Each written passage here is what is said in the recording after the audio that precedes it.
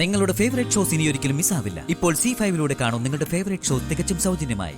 അവന്റെ ഫോൺ രേഖകളെങ്ങനെ പരിശോധിച്ചിരുന്നെങ്കിലേ എന്റെ പൊന്നു മോളെ നീ കുടുങ്ങിയേനെ. താങ്ക്സ് ചിറ്റപ്പാ. എടി താങ്ക്സ് ഒക്കെ അവിടെ നിൽക്കട്ടെ. ദേ ഒരു കാര്യം ഞാൻ നിന്റെ അടുത്ത് ആദ്യമായിട്ടും അവസാനമായിട്ടും പറയുക. എന്നോട് ചോദിക്കാതെയോ ആലോചിക്കാതെയോ നീ ഇങ്ങനെ ഓരോ ഏടാകൂടങ്ങൾ ചെയ്തു വെച്ചാൽ എടി അതിന്റെയൊക്കെ പിന്നാലെ നടന്ന് കാര്യങ്ങൾ കണ്ടുപിടിച്ച് പരിഹരിക്കാനൊന്നും ഈ ചന്ദ്രബോസിനെ കിട്ടത്തില്ല. ഉള്ള കാര്യം ഞാൻ പറഞ്ഞേക്കാം. ഇത് അവസാനത്തെ തവണയാ. സോറി, ഇനി ഉണ്ടാവില്ല. ശാലിനി കളക്ടറായിട്ട് തിരിച്ചു വന്നോണ്ട് ഇനി നമ്മുടെ ഭാഗത്തുനിന്ന് നീക്കമൊന്നും വേണ്ടെന്നാണോ ചിറ്റപ്പൻ പറയുന്നത്? കുറച്ചു നാളത്തേക്ക് സൈലന്റ് ആയിട്ടിരിക്കാന്ന് എന്ന് ആരടി പോത്തെ പറഞ്ഞേ? യുദ്ധം തുടങ്ങിക്കഴിഞ്ഞാൽ പിന്നെ ശത്രുവിന്റെ വീഴ്ച വരെ വിശ്രമം പാടില്ല. അത് ബുദ്ധിയല്ല. നമ്മുടെ തലേ എപ്പോഴാ ഉരുളെന്ന് പറയാൻ പറ്റില്ല. എന്നാലും അവളുടെ കയ്യിലല്ലേ ചിറ്റപ്പ ഇപ്പൊ പോലീസും അധികാരവും ഒക്കെ. അതാ ഞാൻ അല്പം വളഞ്ഞ വഴി ആലോചിച്ച്. എടി അവിടെയാ നിന്റെ ബുദ്ധി ശൂന്യത. എടി അവള് കളക്ടറാണെങ്കിലേ നീ മേയറാ. രാജശേഖരന്റെയും സർലയുടെയും മോളായിട്ടല്ല, മേയർ സുസ്മിതയായി ആലോചിക്കും. എന്താ എനിക്ക് മനസ്സിലായില്ല. എടി പണി കൊടുക്കുമ്പോ പിള്ളേർക്കല്ല, പടനായകന്റെ തലമണ്ട നോക്കി അടിക്കണം.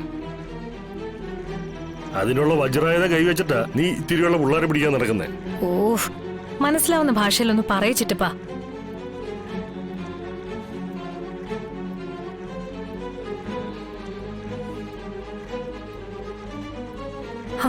താങ്ക്സ് ചിറ്റപ്പ. ഇത്രയും നല്ലൊരു തുറുപ്പുചീട്ട് കയ്യിലുള്ള കാര്യം ഞാൻ ഓർത്തില്ല. എടി അതാ പറഞ്ഞത്. എന്നാ മേയർ സുസ്മിത പണി തുടങ്ങിക്കോ. നാളെ രാവിലെ മൂടോടെ ഇളവണം സത്യഭാമയുടെ കൊട്ടാരം. ഡൺ ചിറ്റപ്പ. എന്നാ നീ വെച്ചോ. ആ സന്തോഷത്തില് ഞാൻ രണ്ടെണ്ണം അടിക്കട്ടെ.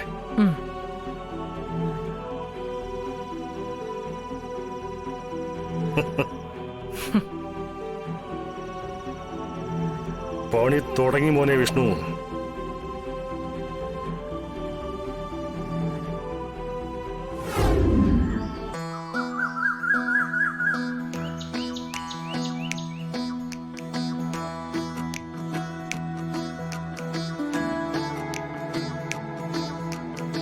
സത്യമേ, നമ്മുടെ റെസ്റ്റോറന്റിന്റെ ബിൽഡിംഗ് ഇങ്ങോട്ടേക്ക് മാറും. ഇവിടെ ഇപ്പോ ഗാർഡൻ അല്ലേ? ഇതാ ഇവിടെയായിരുന്നു റെസ്റ്റോറന്റിന്റെ ബിൽഡിംഗ്. അത് കുറച്ചും കൂടി എക്സ്റ്റെൻഡ് ചെയ്ത് ഒരു ആയുർവേദിക് മസാജും ബ്യൂട്ടി പാർലറും. ഇതാണ് അതിന്റെ രൂപരേഖ. രണ്ടിനും കോമൺ റിസപ്ഷൻ ആണ്. ലിവിംഗ് ഏരിയ ദാ ഇവിടെ. ഓ ശരി. ഇതില് എന്തെങ്കിലും മാറ്റം വേണോ?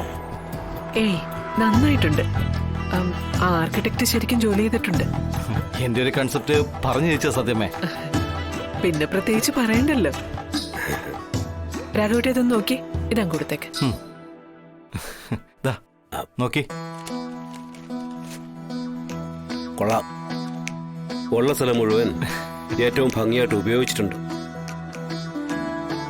ഇപ്പോ നമ്മുടെ വരുമാനത്തിന് ഒരു 20% ഇൻവെസ്റ്റ് ചെയ്താ ഒരു വർഷം കൊണ്ട് 40% ലാഭം പ്രതീക്ഷിക്കുന്നത്. ഓ കൊള്ളാം, മിടുക്കൻ.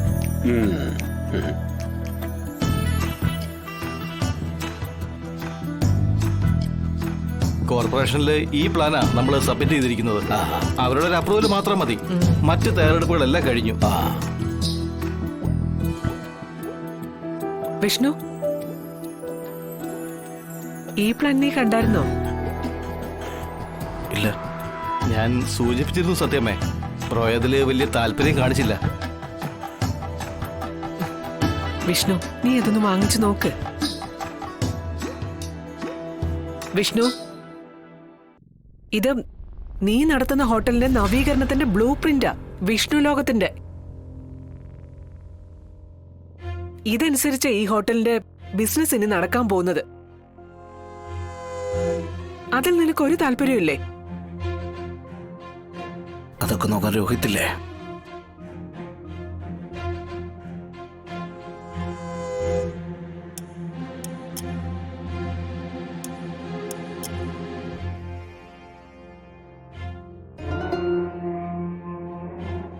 എന്നാ ഞാൻ ഇറങ്ങട്ടെ സത്യമ്മേ. സമയത്ത് ഞാൻ ചെന്നില്ലെങ്കിൽ സ്റ്റാഫ് എല്ലാം ഉഴപ്പും. പോയിട്ട് വാ.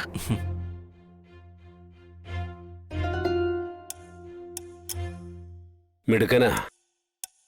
അവൻ വന്നതിന് ശേഷമല്ലേ നമ്മുടെ ഹോട്ടലിൽ നിന്ന് മെച്ചപ്പെട്ടത്. പുതിയ ബ്രാഞ്ചുകൾ തുടങ്ങി. ഒരു ഷൂ ഷോറൂം തുടങ്ങാനുള്ള പ്ലാനും അവന്റെ ആയിരുന്നല്ലോ. അതും പച്ച പിടിച്ചു. ആമ്പിള്ളേരായാലും അങ്ങനെ വേണം. അല്ലാതെ ഒരു പെണ്ണിനെ ഓർത്ത് കണ്ണീരൊലിപ്പിച്ച് നിരാശ കാമുകന്റെ വേഷം കിട്ടി നടക്കുകയല്ല വേണ്ടത്. ഭാമേ, വെറുതെ എന്തിനാ? വെറുതെ അല്ല രാഘവേട്ട. ഈ വീട്ടിൽ ആരാ ചത്തത്? അതിന് എനിക്ക് ഇപ്പൊ മറുപടി കിട്ടണം.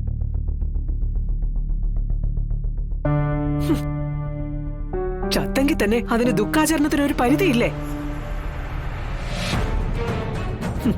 6 വർഷം, നീണ്ട 6 വർഷമായി ഇവനൊന്ന് ചിരിച്ചു കണ്ടിട്ട്. ബിസിനസ്സിലോ പണം പിരിക്കാനോ ഒന്നിലും ഒരു താല്പര്യമില്ല. ഒരു സിനിമ കാണണ്ട, പാട്ട് കേൾക്കണ്ട. അതിന് മാത്രം ഇവിടെ എന്താ സംഭവിച്ചതെന്ന് എനിക്ക് അറിയില്ല. എന്നൊന്ന് വെറുതെ വിടുന്നേ.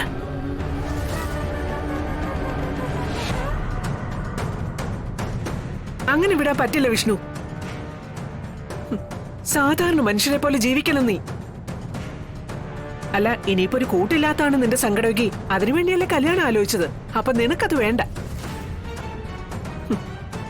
ഇനി ഞാൻ എന്താ ചെയ്യേണ്ടതെന്ന് നീ തന്നെ പറ. അമ്മ ഇനിയൊന്നും ചെയ്യണ്ട. ചെയ്യാനുള്ളതൊക്കെ ചെയ്തു കഴിഞ്ഞല്ലോ. രാഘവേട്ട, ഞാൻ എന്തോ മഹാപാതകം ചെയ്ത പോലെ ഉണ്ടല്ലോ ഇവന്റെ സംസാരം കേട്ടാൽ.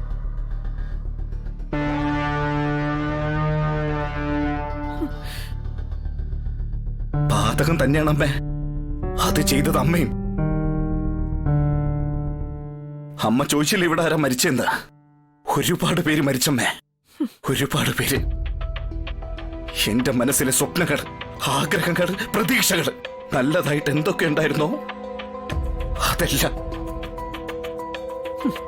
ഓ, ശാലിനി പോയതോടെ നിന്റെ മനസ്സിലെ സ്വപ്നങ്ങളും ആഗ്രഹങ്ങളും പ്രതീക്ഷകളും ഒക്കെ മണ്ണടിഞ്ഞെങ്കിലേ അത് നന്നായി അങ്ങ് വെട്ടി മൂടിക്കും. ആ കുഴിമാടത്തിന് മുകളിൽ ഒരു റോസാക്കമ്പ് നട്ടിട്ട് അതിൽ വിരിയുന്ന പൂക്കളെ കണ്ട് സന്തോഷിച്ചോളാം ഈ സത്യഭാമ. ഭാമേ, ആരെ രാഘവേട്ട? അവളുടെ പേര് നീ വീട്ടിൽ കേട്ടുപോകരുത്. ഒരു ശാലിനി.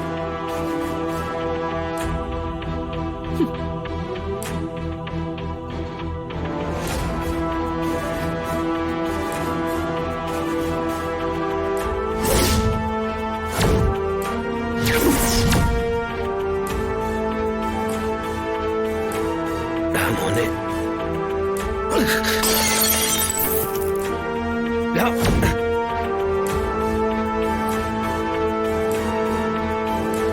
എന്തുകൂടാ. ഡൗൺലോഡ് ചെയ്യൂ C5 ആപ്പ്. കാണൂ എല്ലാ എപ്പിസോഡുകളും സൗജന്യമായി.